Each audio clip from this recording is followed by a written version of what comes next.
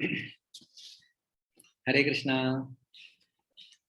सभी भक्तों का स्वागत करना चाहेंगे हमारे हर शुक्रवार के भगवत गीता अध्ययन श्रृंखला में। और अभी तक हम भगवत गीता के 15वां अध्याय और 12वां अध्याय पूर्ण कर चुके हैं और बीच में हमें कुछ समय चाहिए था। लगभग 1-1.5 महीने का गैप हो गया है और आप में से कई भक्त हैं जो बेसब्री से राह भी देख रहे हैं कि कब शुरू होगा। वास्तव में हमारा एक सोमैया कॉलेज में संस्कृत का एग्जाम मेरा था और हमारा विद्या विनय गुरुकुल भी शुरू हुआ था और इन सब को लेके थोड़ा अवकाश चाहिए था। काफ़ी लोड था इन सब का, तो हमने थोड़ा इसलिए गैप लिया था। तो हम शुरू करना चाहेंगे। अभी चातुर्मास से भी प्रारंभ हो रहा है, तो हमने सोचा कि भगवत गीता का 9वां अध्याय जो एक महत्वपूर्ण अध्याय है उससे हम लोग प्रारंभ करेंगे। भगवत गीता में आप सबको पता है कि 18 अध्याय है और 18 अध्यायों में जो 9वां अध्याय है वो बिल्कुल गीता के बीच में आता है। तो भगवत गीता को एक सैंडविच की तरह माना गया है। ऊपर के 6 अध्याय, बीच वाले 6 अध्याय और उसके नीचे के 6 अध्याय। तो बीच वाले 6 अध्याय जो है वो महत्वपूर्ण है और उन 6 अध्यायों में भी जो बीच बीच में आता है तो वो है गीता का 9वां अध्याय। तो वो भी एक बहुत ही महत्वपूर्ण अध्याय है।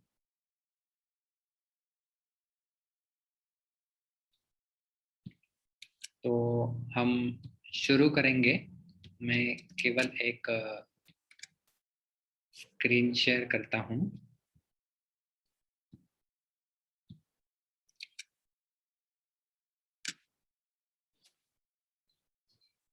तो हम प्रार्थना से शुरू करते हैं। सर्वप्रथम आप सभी लोग हाथ जोड़ के इस प्रार्थना को मेरे साथ ही दोहरा सकते हैं। प्रपन्न पारिजाताय तोत्र वेत्रैक पाणये ज्ञान मुद्राय कृष्णाय गीतामृतदुहे नमः। ओम अज्ञानतिमिरान्धस्य ज्ञानाञ्जनशलाकया चक्षुरोन्मिलितं येन तस्मै श्रीगुरवे नमः। नमः ओम विष्णुपादाय कृष्णप्रेष्ठाय भूतले श्रीमते भक्तिवेदांत स्वामिन् इति नामिने। नमस्ते सारस्वते देवे गौरवाणी प्रचारिणे निर्विशेष शून्यवादी पाश्चात्य देश तारिणे। जय श्री कृष्ण चैतन्य प्रभु नित्यानंद श्री अद्वैत गदाधर श्रीवास आदि गौर भक्त वृंद। हरे कृष्ण कृष्ण कृष्ण हरे हरे, हरे राम राम राम हरे हरे। अभी हम 9वें अध्याय का पठन करेंगे। हमारा इसी प्रकार से श्रृंखला हर बार रहेगा। प्रथम हम प्रार्थना दोहराएंगे, उसके बाद संपूर्ण अध्याय का हम लोग पठन करेंगे और उसके बाद हम एक एक श्लोक के ऊपर चर्चा करेंगे। भगवद गीता इतना पवित्र ग्रंथ है। मल निर्मोचनम पुंसाम जल स्नानम दिने दिने सकृत गीतामृत स्नानम संसार मल नाशनम।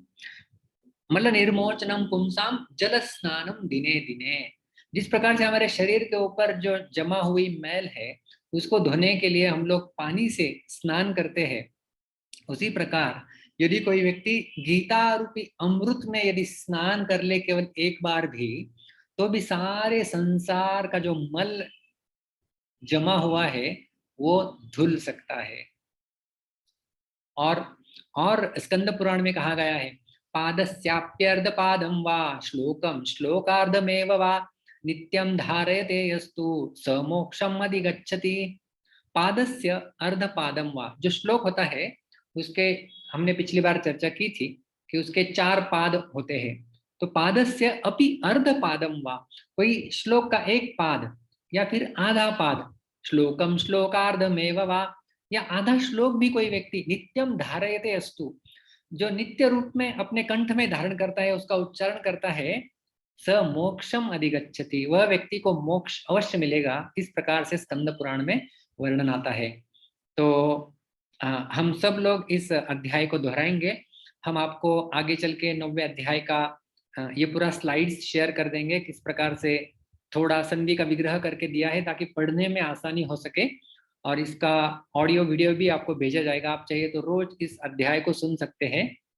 और कंठस्थ करने की अलग अलग विधियां होती है। एक तो पूरा अध्याय आप हर रोज सुन सकते हैं, पढ़ सकते हैं, या फिर एक एक श्लोक को आगे लेके जा सकते हैं कि एक श्लोक कर लिया, एक सप्ताह भर उसी को मनन चिंतन पठन करते रहिए, अगले सप्ताह में दूसरा श्लोक लीजिए, फिर पिछले श्लोक का रिवीजन करके आगे बढ़ेंगे।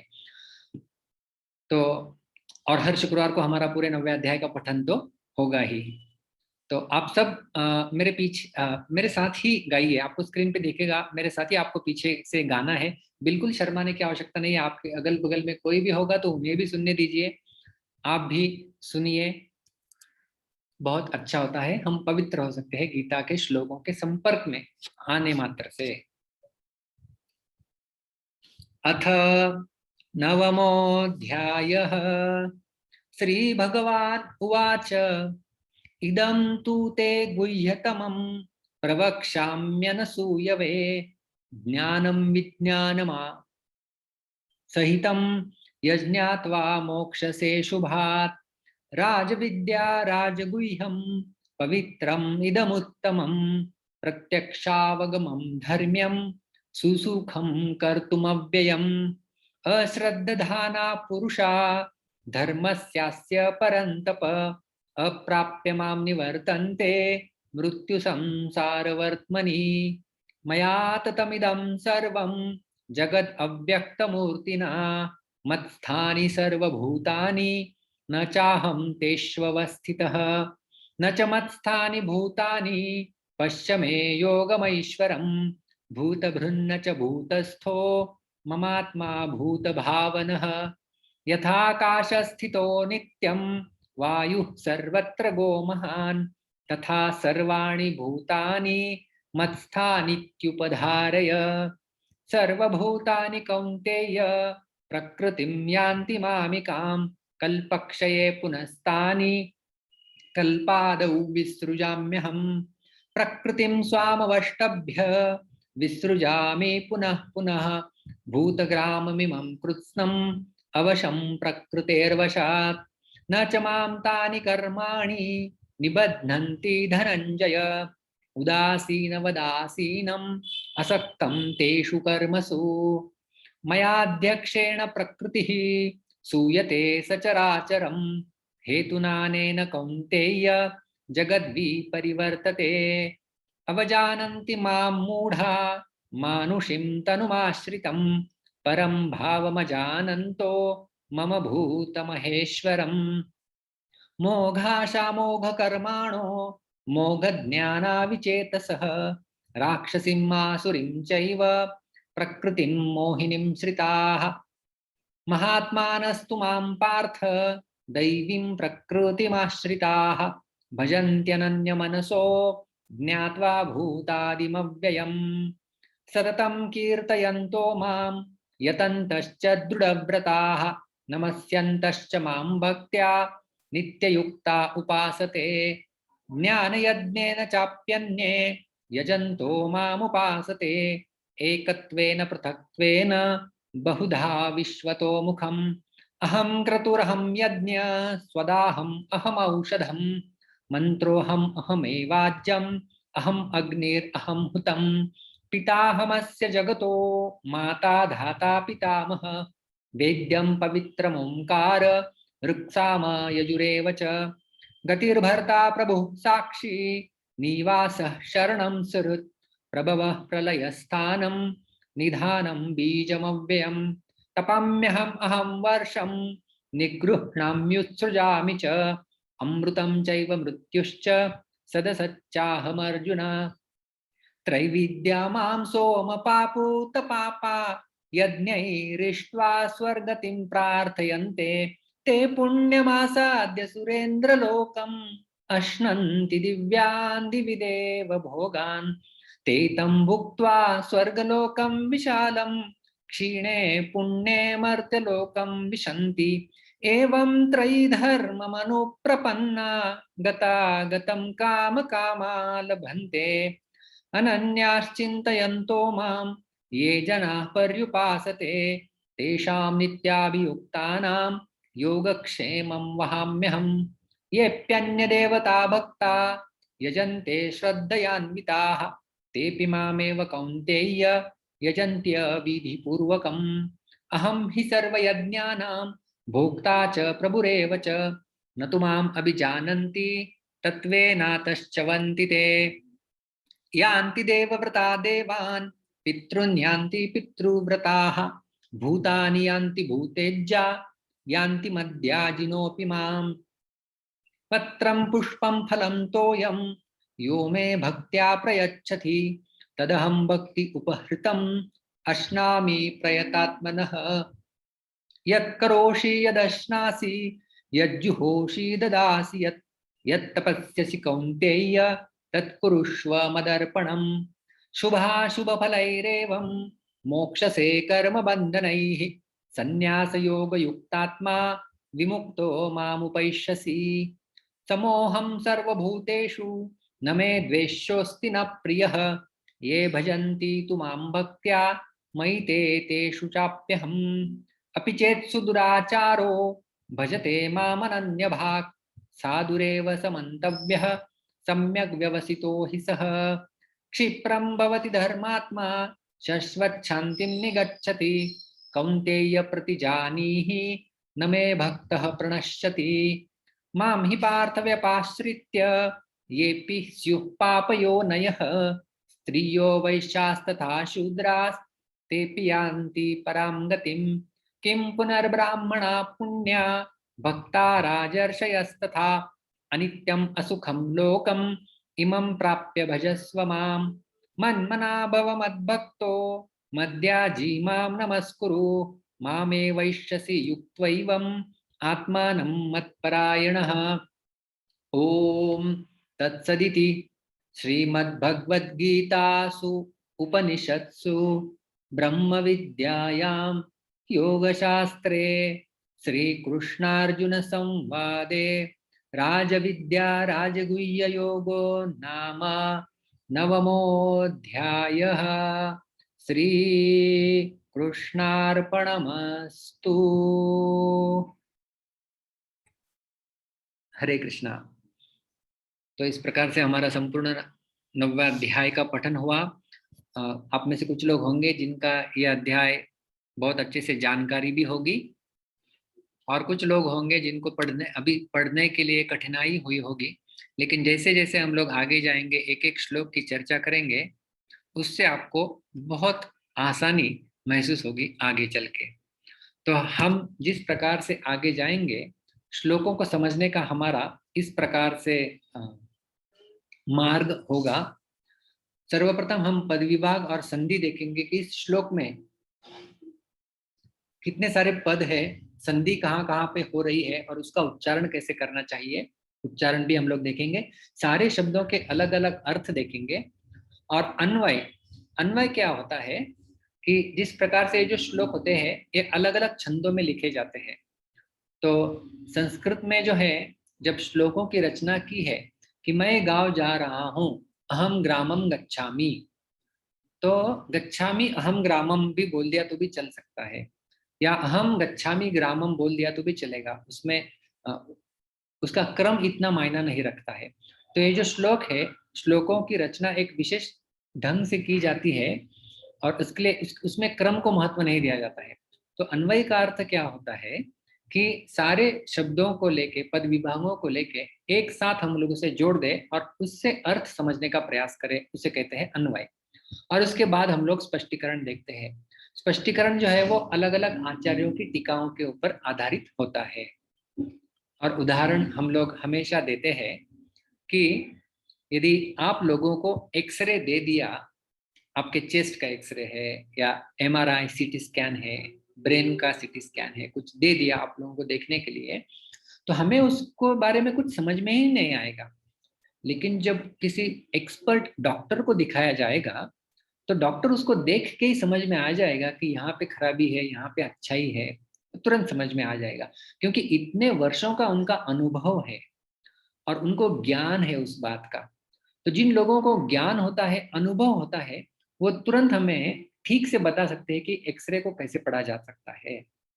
उसी प्रकार से हमारे शास्त्र जो है वो एक्सरे के समान है हमारे सामने। अभी हमने पूरा 9वां अध्याय पढ़ लिया, हमें बिल्कुल कुछ समझ में आया है तो केवल उच्चारण से शुद्ध हो गए, लेकिन जब अर्थ हम उसका सुनते हैं तो और शुद्धिकरण होता है। तो वो अर्थ बताएगा कौन?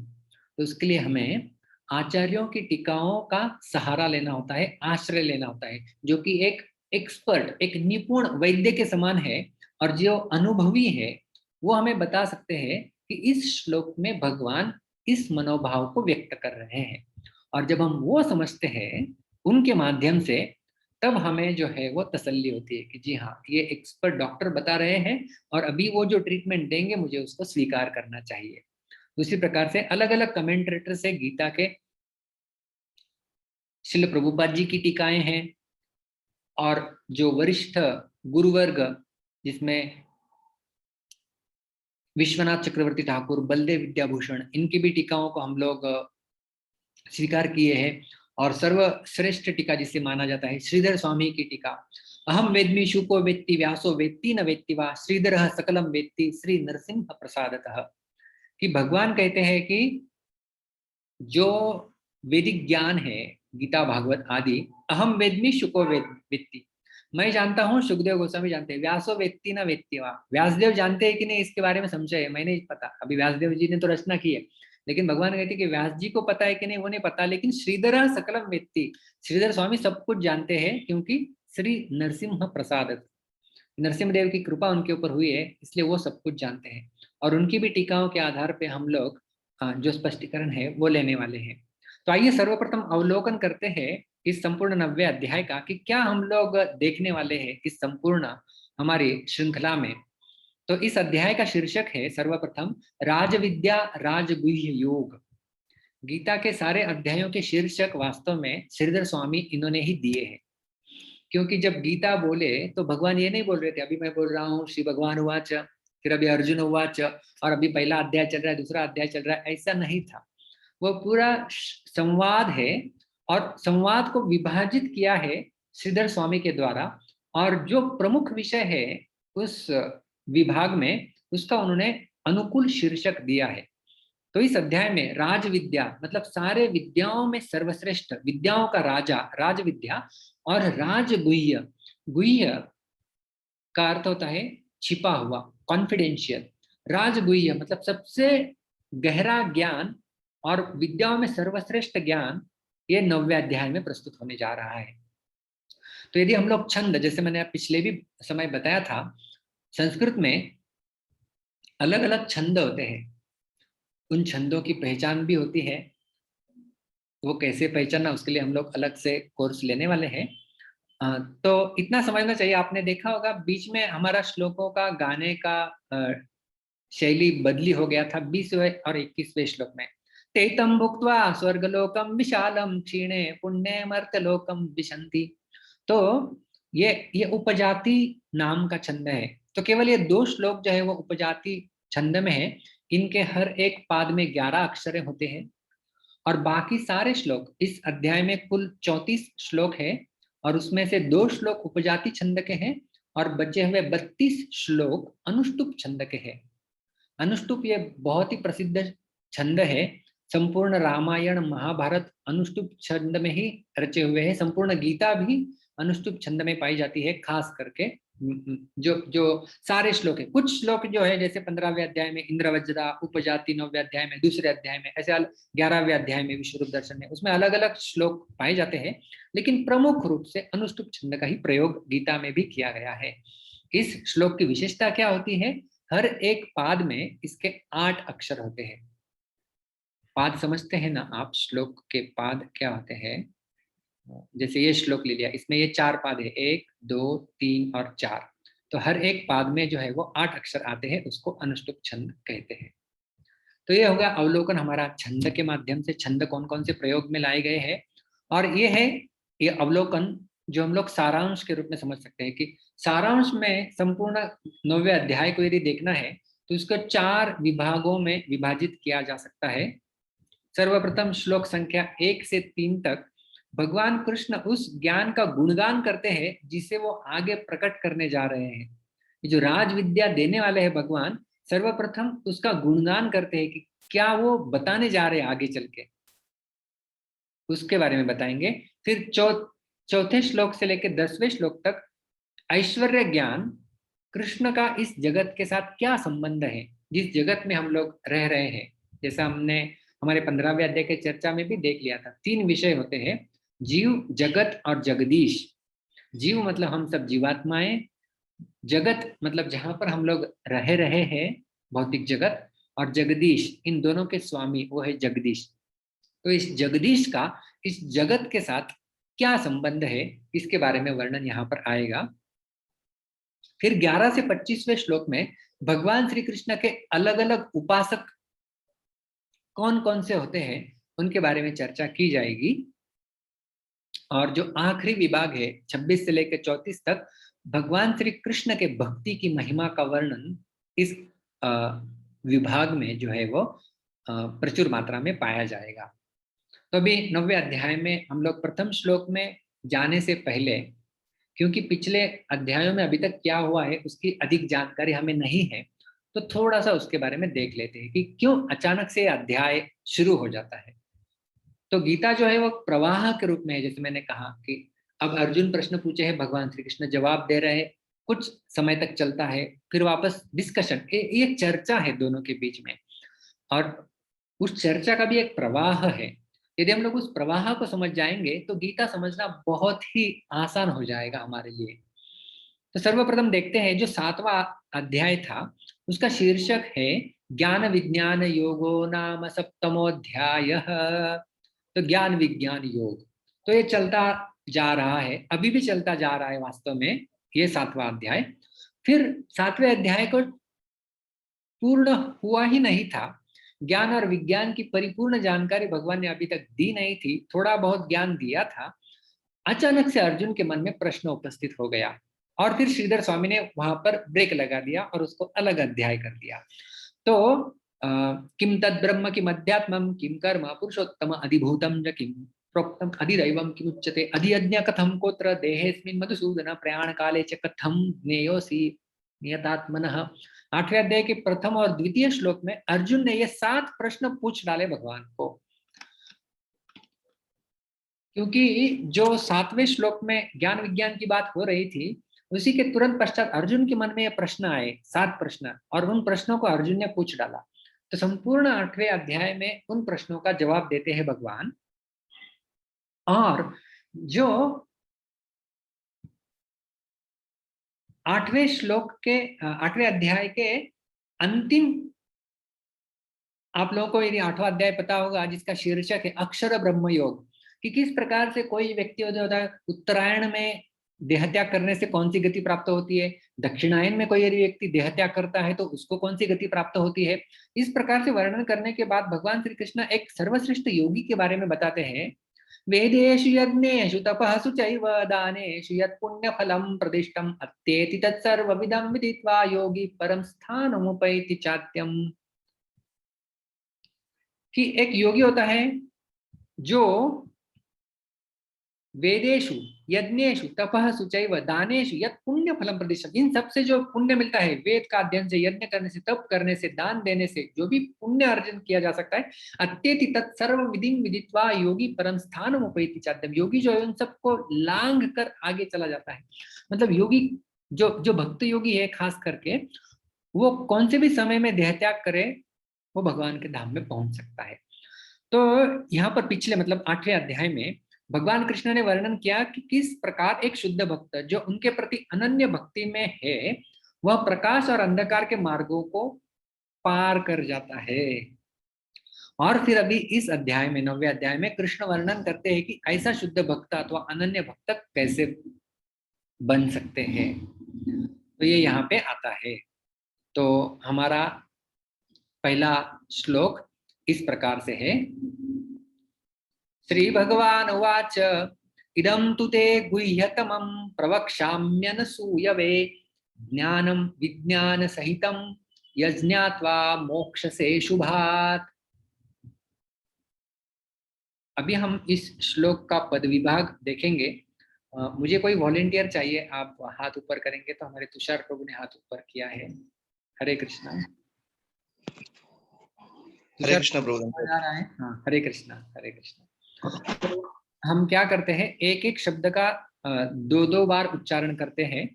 तो पद विभाग और संधि एकत्रित रूप में यहाँ से नीचे रक्तवर्ण में अंकित की गई है। जिससे आप अधोरेखांकित देखेंगे वो संधि विग्रह किए हुए शब्द है, वो श्लोक में प्रयुक्त होते समय संधि युक्त प्रयुक्त हो जाएंगे। हम शब्द का दो बार उच्चारण करेंगे। आप मेरे पीछे, आप सब लोग मेरे पीछे उच्चारण कीजिए। केवल एक तो प्रतिनिधित्व के रूप में एक व्यक्ति अनम्यूट है, बाकी सब लोग म्यूट में ही।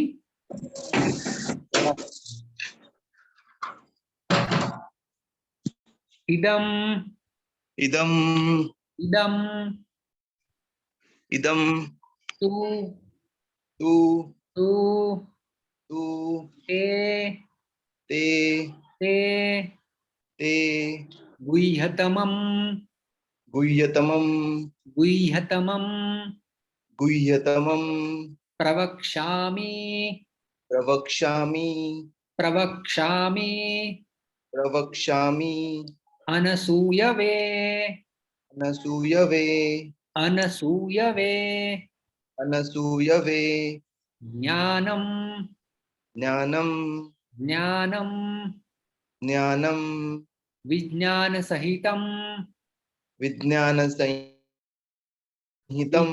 विज्ञानसहितं विज्ञानसंहितं यद् यत् यद् ज्ञात्वा ज्ञात्वा ज्ञात्वा ज्ञात्वा संधि बन जाती है, ऊपर जाके बनता है यज्ञात्वा। यज्ञात्वा यहाँ पे द दिखाई देता है हमें, यद और ज्ञात्वा जब संधि बन जाती है तो स्तोश्चुनाश्चुहु ये सूत्र लग जाता है पाणिनि का, और ये द जो है वो ज बन जाता है यज्ञात्वा। मोक्ष से मोक्षसे मोक्ष से मोक्षसे अशुभात अशुभात् अशुभात अशुभात् यहाँ पर संधि बन जाती है। आप देख रहे हैं कई कई, ये बहुत प्रसिद्ध संधि का प्रकार है एंग पदांतात अति, ये सूत्र है। इससे जो पहले ए और ओ जो भी आता है उसके बाद वाला अ लुप्त हो जाता है, वो अ दिखाई नहीं देता, लेकिन उसके जगह पे ऐसा एस जैसा एक निशान दिखता है। उसे संस्कृत में अवग्रह या खंडाकार कहते हैं। क्या कहते हैं? अवग्रह या खंडाकार। तो मोक्ष से शुभा, मोक्ष से अशुभात एकत्रित शब्द बन जाता है मोक्ष से शुभात। मोक्षसे शुभात् यहाँ पे अ का उच्चारण जो है वो साइलेंट हो जाता है। मोक्ष से शुभात। मोक्षसे शुभात् पूरा श्लोक एक बार हम लोग एक एक पाद करके गाएंगे। इदं तु ते गुह्यतमं इदं ते तु ते गुह्यतमं प्रवक्ष्याम्यनसूयवे प्रवक्ष्याम्यनसूयवे ज्ञानं विज्ञानसहितं ज्ञानं विज्ञानसंहितं यज्ञात्वा मोक्षसे शुभात्। ज्ञात्वा मोक्षसे शुभात्। हाँ, तो यदि श्लोक के उच्चारण में यदि आप लोगों को कठिनाई हो रही होती है तो हम लोग नीचे वाले संधि का प्रयोग भी कर सकते हैं। तो प्रवक्ष्याम्यनसूयवे कभी कभी उच्चारण करने के लिए कठिन लगे तो प्रवक्ष्यामि अनसूयवे ऐसा भी उच्चारण किया जा सकता है। धन्यवाद तुषार प्रभु। थैंक यू प्रभु। हरे कृष्ण। आइए अभी देखते हैं अन्वय और शब्दों के अर्थ। इदम तु गुह्यतमं ज्ञानम। इदम मतलब यह, तू का अर्थ मैं आपको बहुत जल्दी बताऊंगा। उसका अर्थ किंतु भी होता है और तो फिर ये भी होता है। गुह्यतमम ज्ञानम, ज्ञान है और उस ज्ञान का विशेषण है। कैसा ज्ञान? गुह्यतमम ज्ञान। गुह्यतमम, उसके बारे में भी हम लोग चर्चा करेंगे, मतलब मोस्ट कॉन्फिडेंशियल, जो अभी तक बताया नहीं गया है, गुह्य है, गोपनीय है। और किस प्रकार से? विज्ञान सहितम, केवल ज्ञान नहीं, विज्ञान के साथ। प्रवक्ष्यामि, भगवान स्वयं बोल रहे हैं ना, ऊपर है श्री भगवान वाच प्रवक्ष्यामि, मतलब मैं आपको बताऊंगा। किसको बताऊंगा? ते, आपको बताऊंगा। जैसे तुभ्यम कहते हैं ना, तुभ्यम, तो ये चतुर्थी विभक्ति है, आपको मैं बताऊंगा अर्जुन। आप किस प्रकार के हैं, कौन से अर्जुन, कौन है, कैसे है, क्या गुण है, तो उनको विशेषण प्रयोग करते हैं भगवान। अनसूयवे, अनसूयवे, इसका भी अर्थ हम आगे चल के देखेंगे। संक्षेप में है कि जो ईर्ष्या नहीं करते और जिनमें दोष देखने की वृत्ति नहीं है, वो है अनसूयवे। अनसूयवे ते यद ज्ञात्वा, मैं ऐसे ज्ञान को बताऊंगा जिसको जानने के पश्चात क्या हो जाएगा? मोक्ष से अशुभात, सारे अशुभ वस्तुएं, अशुभ, सारे अशुभता से आप मुक्त हो जाओगे। मोक्ष तो आप सब लोगों ने सुना होगा, मुच, मुच धातु है, मुच मुंच, उससे मोक्ष शब्द बनता है। तो एकत्रित रूप में क्या भगवान बता रहे हैं कि अभी मैं आपको ऐसा गुह्यतम ज्ञान, गोपनीय ज्ञान विज्ञान के साथ प्रवक्ष्यामि, मैं कहूंगा। किसको कहूंगा? आपको कहूंगा हे अर्जुन, जो अनसूयवे, जिनमें बिल्कुल ईर्ष्या नहीं है। और इस ज्ञान को यद ज्ञात्वा, जानने के पश्चात, मोक्ष से अशुभात, सारे प्रकार के अशुभता से आप मुक्त हो जाएंगे। तो आइए अभी हम एक एक शब्दों को समझते हैं इस श्लोक में, और उसके गहराई में थोड़ा अभी हम जाते हैं। सर्वप्रथम भगवान ने प्रयोग किया था इदम तू ते गुह्यतमम। तो 7वें अध्याय में भगवान के मन में जितनी बातें आ रही थी उतनी बातें वो नहीं कह सके। क्यों नहीं कह सके? क्योंकि 8वें अध्याय के पहले 2 श्लोकों में अर्जुन ने 7 प्रश्न पूछे और उसके जवाब भगवान ने दिए। उसी प्रकार से हम देखते हैं 3रे अध्याय में भी वही चलता है। स्वधर्म के बारे में, कर्म योग के बारे में भगवान बता रहे थे। अर्जुन के मन में अचानक प्रश्न उपस्थित हो गया 36वें श्लोक में कि अथ केन प्रयुक्तो यम पापम चरति पुरुषः अनिच्छन्नपि वार्ष्णेय बलादिव नियोजितः, कि ऐसा क्या है जिससे व्यक्ति पाप करने लगता है इच्छा नहीं होने के बाद भी। फिर 37 से लेकर 42वें श्लोक तक भगवान श्री कृष्ण केवल उसका जवाब देते रहे, और फिर बचा हुआ चीज वो 4थे अध्याय में प्रारंभ करते हैं। तो 7वें अध्याय में ज्ञान विज्ञान तो प्रारंभ किया है, लेकिन बीच वो पूरा नहीं कर पाए, बीच में अर्जुन के प्रश्न आ गए। इसलिए भगवान यहाँ पर तू पद देते हैं कि उसी विषय को मैं फिर दोहराऊंगा अभी। मतलब इदम तू, मतलब अभी तो मैं उसी ज्ञान को पुनः वापस दोहरा रहा हूं, या उसको मैं कंटिन्यू करूंगा। और तू का अर्थ और एक होता है कि किंतु। किंतु का अर्थ प्रकरण भेद के लिए प्रयोग किया जाता है, किंतु शब्द का प्रयोग। आपने सब्जी बहुत अच्छी बनाई है, आपने चपाती बहुत अच्छी बनाई है, आपने चावल भी बहुत अच्छे बनाए हैं, किंतु, मतलब अभी सब कुछ अच्छा हो गया, अभी किंतु मतलब जो दूसरा कुछ है वो आने वाला है, किंतु दाल अच्छी नहीं बनी है। तो किंतु से क्या होता है कि प्रकरण में भेद आ जाता है। कुछ अच्छा बताया, अभी कुछ दूसरा बताना है, तो वहां पर किंतु लगा दो आप। ये है किंतु। तो यहाँ पर भगवान कह रहे हैं कि अभी तो मैंने ज्ञान बताया, लेकिन वो गुह्यतम नहीं था। अभी जो बताने जा रहा हूं वो गुह्यतम है, मोस्ट कॉन्फिडेंशियल है, सबसे अधिक गोपनीय है, उसको मैं बताने जा रहा हूं। इसलिए तू शब्द का प्रयोग करके एक प्रकरण भेद किया गया है। तो तू शब्द का प्रयोग 2 अर्थों में यहाँ पे हम लोग देखते हैं। सर्वप्रथम अर्थ है कि पहले जो बताया गया है तो वही अभी मैं वापस बोलने जा रहा हूँ, कंटिन्यूएशन चल रहा है। उसके लिए एक बार है तू, और दूसरा अर्थ इस प्रकार से है कि अभी तक मैंने आपको बहुत गोपनीय ज्ञान नहीं दिया है, अभी मैं आपको गोपनीय ज्ञान देने वाला हूं। इसलिए किंतु शब्द से वो प्रकरण भेद तैयार हो रहा है।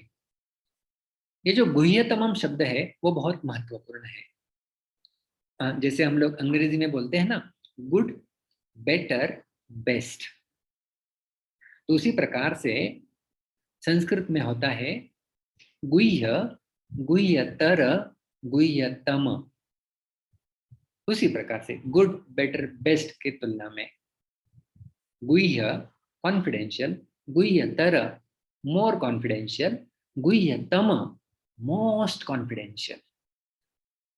तो ये विश्वनाथ चक्रवर्ती ठाकुर अपनी टीकाओं में लिखते हैं कि गुह्य, गुह्यतर और गुह्यतम ये कैसे चल रहा है अभी तक के अध्यायों में, वो बताते हैं। अध्याय दूसरा और तीसरा ऐसा ज्ञान जो मुक्ति प्रदान करे वो गुह्य ज्ञान है।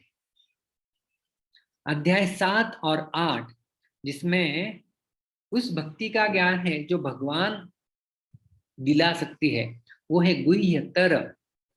और केवला भक्ति या शुद्ध भक्ति उससे भी श्रेष्ठ है, उसका ज्ञान अभी भगवान 9वें अध्याय में दे रहे हैं।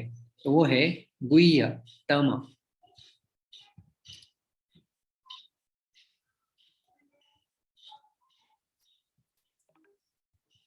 तो गुह्यतम अध्याय 9 में आएगा। तो गुह्य, गुह्यतर, गुह्यतम मोस्ट कॉन्फिडेंशियल सबसे गोपनीय ज्ञान। तो दूसरे तीसरे अध्याय में हो गया गुह्य, 7वें 8वें में हो गया गुह्यतर, अभी आ रहा है गुह्यतम 9वें अध्याय में। श्रीधर स्वामी अपनी टीकाओं में लिखते हैं बहुत सुंदर इस गुह्य, गुह्यतर और गुह्यतम की परिभाषा। तो वो कहते हैं कि गुह्य ज्ञान धर्म ज्ञानम गुह्य ज्ञानम, धर्म के बारे में जो ज्ञान है वो गुह्य ज्ञान है। मतलब कर्मयोग आदि इसे समझ सकते हैं हम लोग। देहादि व्यतिरिक्त आत्मज्ञानम, देहादि व्यतिरिक्त मतलब देह से परे जो आत्म है, आत्मा का ज्ञान वो गुह्यतर है। और परमात्मा ज्ञानम यह है गुह्यतम ज्ञान। तो परमात्मा ज्ञान मतलब सबसे ऊंचा ज्ञान उनके दृष्टिकोण से, वो उसे गुह्यतम कहते हैं। और इसको सीधी सादी भाषा में यदि आपको जानना है तो ऐसा हम लोग समझ सकते हैं मोटे मोटे तौर पे, साधारण और कॉमन सेंस से भी। कर्मयोग जो है वो गुह्य ज्ञान है जो प्रकट नहीं है, भौतिक जगत प्रकट है उससे सूक्ष्म है कर्मयोग, निष्काम कर्मयोग जिसे हम लोग कह सकते हैं वो गुह्य ज्ञान है। ज्ञान योग उससे भी सूक्ष्म है और गहरा है, वो गुह्यतर है। और भक्ति योग गुह्यतम है जो सबसे श्रेष्ठ है और सबसे गुह्य भी है, वो है गुह्यतम। तो कर्मयोग हो गया गुह्य, ज्ञान योग हो गया गुह्यतर और भक्ति योग हो गया गुह्यतम। वास्तव में इसे उल्टा लिखना चाहिए, नीचे गुह्य आता है फिर गुह्यतर और गुह्यतम, क्योंकि गुह्यतम सर्वश्रेष्ठ है लेकिन ये तर तम जोड़ के फिर इसको नीचे लेके आ गए हम लोग। तो यह हो गया इदम तूते गुह्यतमम पहले पाद की परिभाषा। अभी भगवान कहते हैं इदम तूते गुह्यतमम प्रवक्ष्यामि अनसूयवे, प्रवक्ष्यामि अनसूयवे। प्रवक्ष्यामि का अर्थ तो मैंने बता दिया कि मैं आपको बताने जा रहा हूं। और अनसूयवे ये शब्द यहाँ पर महत्वपूर्ण है। क्या है इसका अर्थ? जिसके अंतःकरण में भगवान के प्रति थोड़ी भी दोष दृष्टि है उसको ऐसी गोपनीय बात कही जाए तो वह भगवान आत्मश्लाघी है। मतलब आत्मश्लाघी का अर्थ क्या है? जो अपनी स्वयं की प्रशंसा करने वाले हैं, ऐसा उल्टा अर्थ ले सकता है। इसका अर्थ क्या हुआ कि भगवान अलग अलग जगह पर स्वयं के बारे में बताते हैं। 7वें अध्याय के 7वें श्लोक में कहते हैं मत्तः परतरम नान्यत् किंचिदस्ति धनंजय मयि सर्वमिदं प्रोतं सूत्रे मणिगणा इव। मत्तः परतरम नान्यत् किंचिदस्ति, मुझसे सर्वश्रेष्ठ तत्व और कुछ नहीं है। 10वें अध्याय के 8वें श्लोक में कहते हैं अहम सर्वस्य प्रभवो मत्तः सर्वं प्रवर्तते इति मत्वा भजन्ते मां बूधा भाव समन्विताः। अहम सर्वस्य प्रभो, मैं सबका स्वामी हूँ, मत्तः सर्वम प्रवर्तते सब कुछ मुझसे ही आता है। तो यदि किसी व्यक्ति में जब दोष दृष्टि है, किसी दोष देखता है हमेशा, तो वो कहेगा ये भगवान स्वयं की स्तुति इतनी क्यों कर रहे हैं? सब कुछ मुझे अर्पण करो, यत् करोषि यदश्नासि यत् जुहोसि ददासि यत् तपस्यसि कौन्तेय तत् कुरुष्व मदर्पण, मुझे अर्पण करो सब कुछ। इसी 9वें अध्याय का 27वां श्लोक है। तो जिसमें दोष दृष्टि है, जो ईर्ष्यालु है, वह व्यक्ति भगवान को आत्मश्लाघी बोल सकता है। तो उसे कहते हैं असूया वाला व्यक्ति, उसे कहते हैं असूया वाला व्यक्ति। तो असूया शब्द का अर्थ हम समझते हैं सर्वप्रथम। असूया क्या होती है? असूया का अर्थ होता है, ये तीन अर्थ बताए जाते हैं असूया शब्द के। दोष दृष्टि होना, मतलब किसी में दोष देखना, या ईर्ष्या करना, या फिर द्वेष करना, इसे कहते हैं असूया। ईर्ष्या मतलब क्या? उसे ही उतना क्यों, मुझे क्यों नहीं, वही भगवान क्यों, मैं भगवान क्यों नहीं। और फिर द्वेष और दोष दृष्टि, मतलब जैसे मैंने कहा आत्मश्लाघी है भगवान, भगवान ऐसे है वैसे है, ये दोषारोपण करना, ये दोष दृष्टि, इसे भी असूया कहते हैं। तो ये है असूया। असूया का विरुद्धार्थी शब्द क्या बनेगा? अनसूया। असूया, अनसूया, असूया, अनसूया। अन उपसर्ग लगाने से उसका अर्थ उल्टा हो जाता है। तो जिसमें मतलब ये दोष नहीं है, अनसूया का अर्थ मतलब ये दोष दृष्टि नहीं है, ईर्ष्या नहीं है, द्वेष नहीं है। और भगवान कहते हैं ना कि प्रवक्ष्यामि अनुसूय वेत्ते, मैं आपको बता रहा हूं। तो जिसको बताया जाता है उसकी चतुर्थी विभक्ति होती है, इसलिए अनुसूया शब्द बन जाता है अनसूय वे, क्योंकि उनको बता रहे हैं। उस व्यक्ति की चतुर्थी विभक्ति संप्रदान प्रयोग में लाई जाती है। और फिर हो गया अनसूय वे। तो असूया आपको समझ में आया?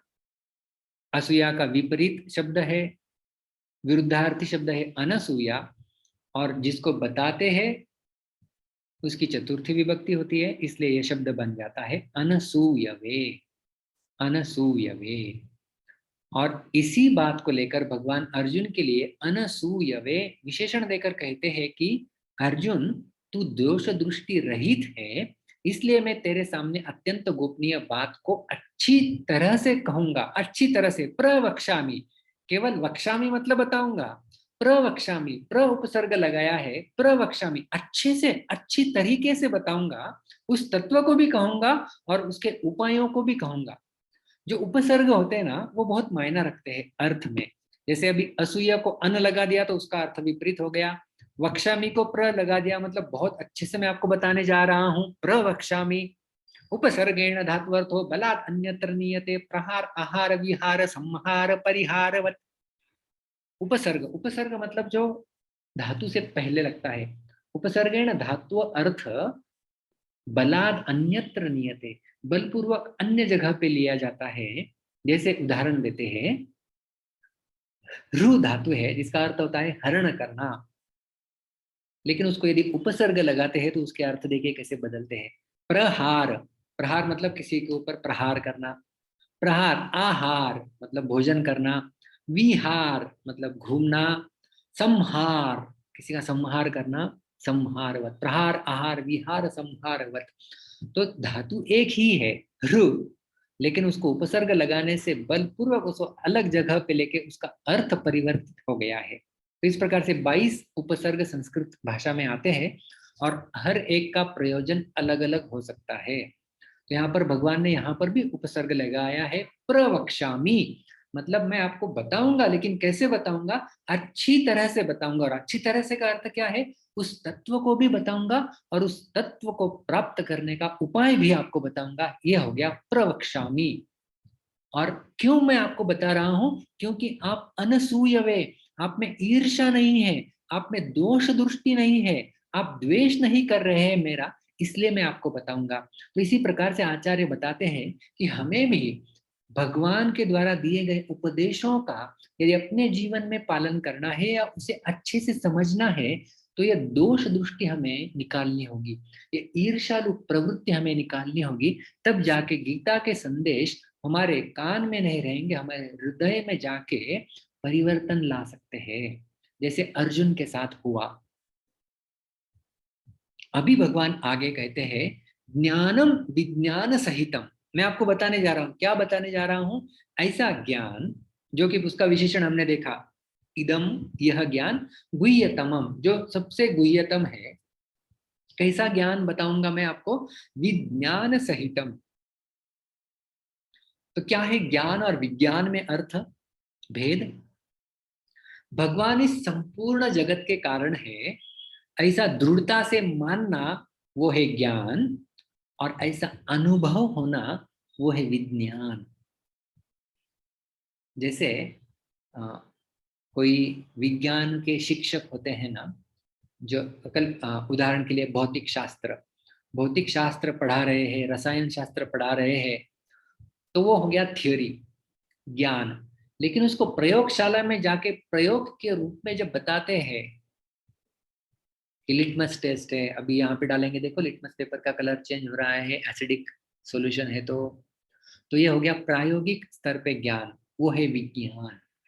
तो भगवान इस संपूर्ण जगत के कारण ऐसी दृढ़ता से मानने को ज्ञान कहते हैं, और वो जब अनुभव हो जाता है, जिसे साक्षात्कार कहते हैं, वो है विज्ञान। तो एक है ज्ञान, दूसरा है विज्ञान।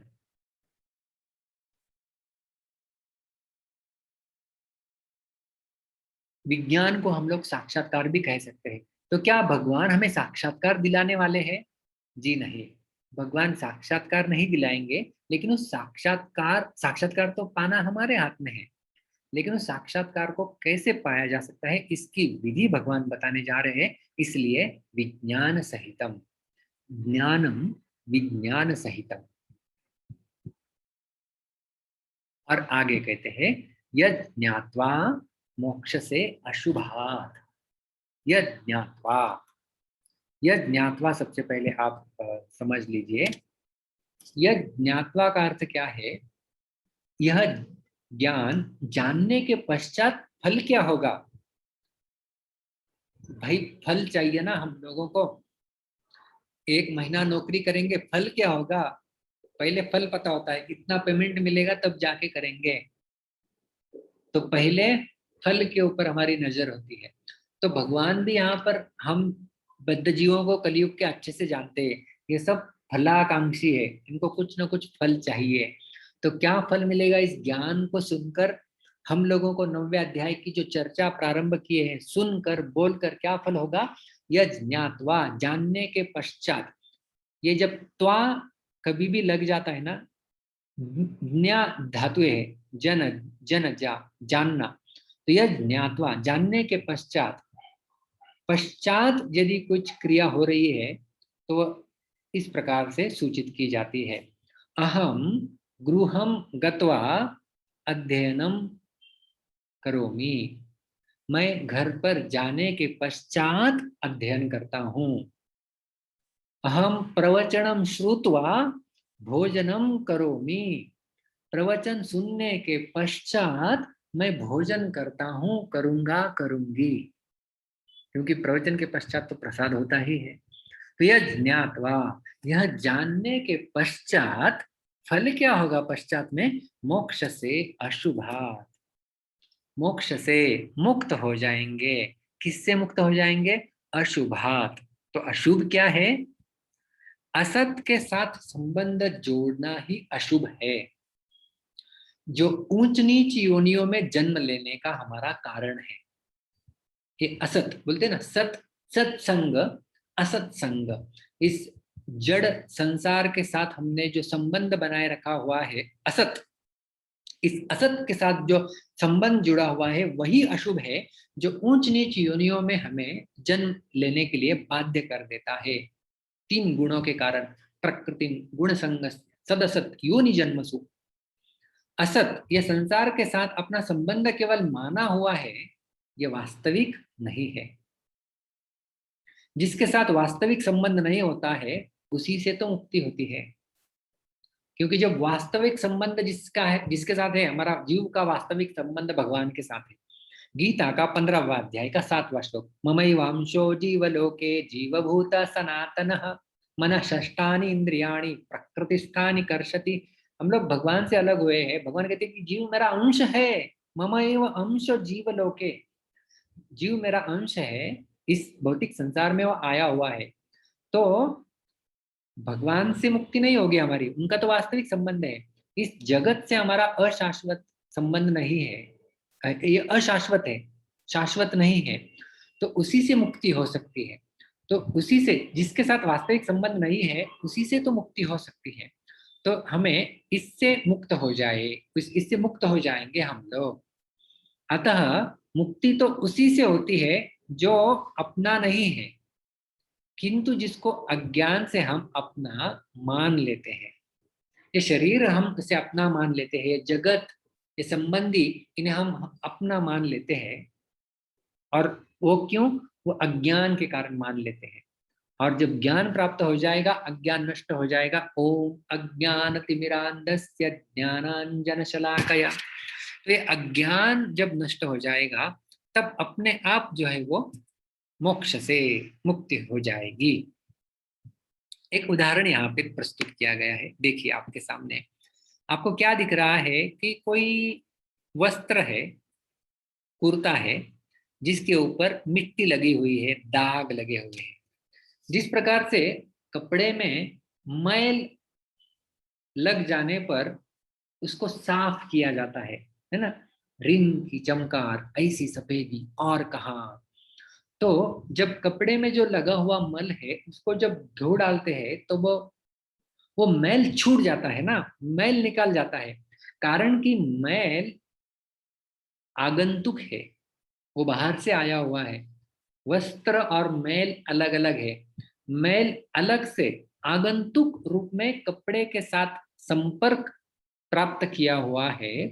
बिल्कुल भगवान का अविनाशी अंश यह जीव भगवान से विमुख होकर जिस किसी योनि में जाता है, वहीं पर मैं और मेरापन करके शरीर संसार के साथ संबंध जोड़ लेता है, अर्थात मैल चढ़ा लेता है और जनता मरता रहता है, जन्म मृत्यु के चक्र में फंसा हुआ है। और वही इस संसार में लगा हुआ एक मैल है। जब यह अपने स्वरूप को जान लेता है अथवा भगवान के सम्मुख हो जाता है, तब अशुभ संबंधों से मुक्त हो जाता है। अशुभ संबंधों से मुक्त हो जाता है मतलब इसे धो डालना कपड़े को। तो कपड़ा धो डाला तो क्या हो गया? गंदगी चली गई, कपड़े का वास्तविक स्वरूप प्राप्त हो गया। मुक्ति हित्वा अन्यथो रूपम स्वरूपेण व्यवस्थित ही, श्रीमद् भागवतम बताते हैं। मुक्ति का अर्थ क्या है? मुक्ति का अर्थ अन्य कुछ नहीं है, अपने स्वरूप स्थिति को प्राप्त कर लेना, इसी को मुक्ति कहते हैं। तो मोक्ष से अशुभात मतलब जो गलत धारणाएं हैं, गलत धारणाओं को, जो मैं और मेरा, इस मैल को जब हमने अपने आप को लगा लिया है, उस मैल को जब ज्ञान से हम लोग साफ कर देंगे, तब अपने आप हमारा स्वरूप प्राप्त हो जाएगा और हम भगवान सम्मुख हो जाएंगे। और मुक्ति का तो उसी का तो नाम फिर मुक्ति होता है। यहाँ पर यह ज्ञात्वा मोक्ष से शुभात, मोक्ष से शब्द जानना, वो भी एक बहुत मजेदार शब्द भगवान प्रयोग करते हैं। थोड़ा सा व्याकरण की ओर मैं आपको लेके जाता हूँ और इस शब्द को हम लोग थोड़ा समझते हैं। घबराने की आवश्यकता नहीं है, बहुत आसान है। मोक्ष से शब्द भगवान प्रयोग कर रहे हैं, जो कि भविष्य काल का सूचक है। भविष्य काल, जैसे हम कहते हैं ना कि मैं जाऊंगा, जाऊंगी, करूंगा, ये भविष्य काल में हो गया। आई विल ईट, मैं भविष्य में खाऊंगा, कभी खाऊंगा। तो मोक्ष से मतलब आपकी भविष्य में मुक्ति हो जाएगी, ठीक है। चलो, लेकिन संस्कृत में भविष्य काल दो प्रकार के होते हैं। इनको लकार कहते हैं। संस्कृत में 10 लकार होते हैं और अलग अलग वर्तमान के लिए, वर्तमान काल के लिए अलग प्रयोग किया जाता है, अलग अलग काल के लिए। लट वर्तमाने लेट वेदे भूते लुंग लंग लिटस्तथा विद्याशस्तु लिंग लोटो लुट लुट लुंग च भविष्यति। तो भूतकाल के लिए अलग लकार होते हैं, वर्तमान के लिए अलग लकार है। आशीर्वाद विधि होगी उसके लिए अलग लकार है, भविष्य काल के लिए अलग लकार है। तो ये लुट लकार मतलब अन अद्यतन भविष्य। अभी देखो, भविष्य भी दो प्रकार के वो बताते हैं। ये पाणिनि व्याकरण के अनुसार है, जो संस्कृत का प्रमुख पायाभूत व्याकरण का शास्त्र है। और दूसरा है लृट लकार, जो कि सामान्य भविष्य काल। मैं आपको पहले बताता हूँ दोनों में अंतर क्या है। अद्यतन, अद्यतन मतलब आज का। अद्य, संस्कृत में आज को कहते हैं अद्य, आज का। जो आज का नहीं है वो क्या हुआ? अनद्यतन, अनद्य। तो मैं खाऊंगा, मैं भोजन करूंगा भविष्य काल में। तो ये आज रात को मैं भोजन करूंगा, मैं कल सुबह नाश्ता करूंगा या कल भोजन करूंगा, तो मैं खाऊंगा भविष्य काल में।